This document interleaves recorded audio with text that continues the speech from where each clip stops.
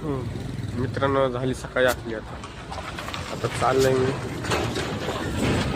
दादी म्हणले सकाळी लवकर जाऊ कामाला काम थोडं राहिलं आता जातो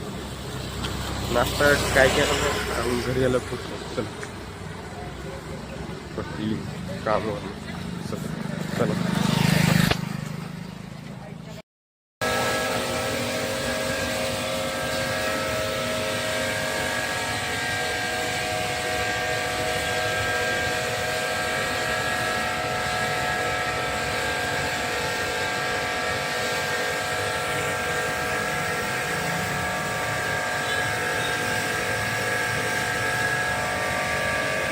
चला